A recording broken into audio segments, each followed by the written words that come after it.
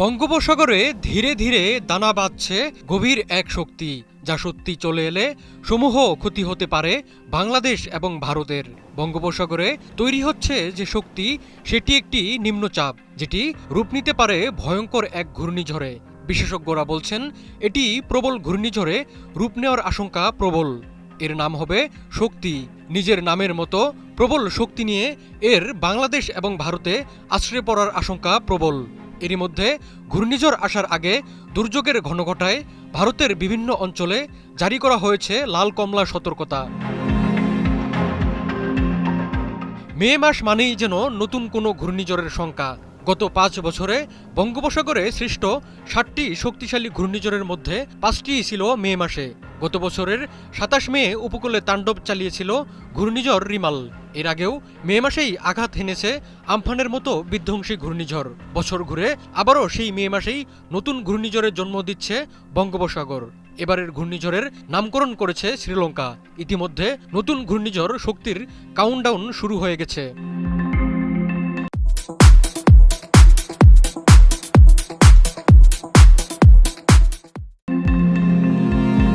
ভারতীয় আবহাওয়া বিভাগ জানিয়েছে আরব সাগরে একটি নিম্নচাপ ঘুরপাক খাচ্ছে।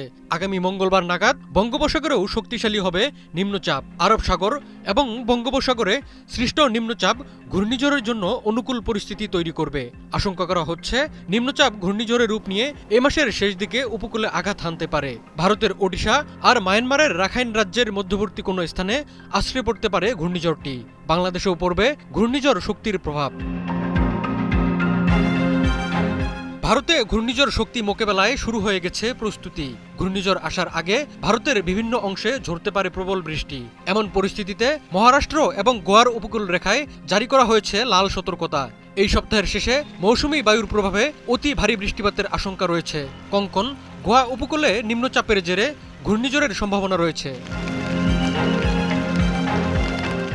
ভারতীয় আবহাওয়া বিভাগ রাজ্যগুলিকে সতর্ক করে দিয়েছে। বলা হয়েছে ঘন্টায় ৬৫ কিলোমিটার বেগে ঝোড়ো হাওয়া বইতে পারে। যোগাযোগ এবং বিদ্যুৎ সংযোগ পরিকাঠামোয় জোরে ধাক্কা দিতে পারে ঝোড়ো হাওয়া। খোলা কৃষি জমি এবং গবাদি পশুদেরও সম্ভাব্য ক্ষতি সম্পর্কে সতর্কতা জারি করা হয়েছে। ২৩ এবং ২৪ মে লাল সতর্কতা জারি করা হয়েছে মুম্বাইয়ে। জেলেদের গভীর সমুদ্র থেকে ফিরে আসার নির্দেশও দেওয়া হয়েছে। বঙ্গোপসাগরে লঘুচাপ সৃষ্টির পূর্বাভাস দিয়েছে বাংলাদেশ আবহাওয়া অধিদপ্তরও। শুক্রবার দেশের ৩ সমুদ্র বন্দরে ৩ নম্বর স্থানীয় সতর্ক সংকেত জারি করা হয়েছে। সাগরে বড় আকারের মেঘ সৃষ্টির কারণেই এই সতর্ক সংকেত জারি করা হয়েছে। আবহাওয়া অধিদপ্তর জানিয়েছে বঙ্গোপসাগর ও এর কাছাকাছি এলাকায় গভীর সঞ্চারণশীল মেঘমালা সৃষ্টি হয়। উপকূলীয় এলাকা এবং সমুদ্র বন্দরগুলোর উপর দিয়ে ঝোড়ো হাওয়া বয়ে যেতে পারে।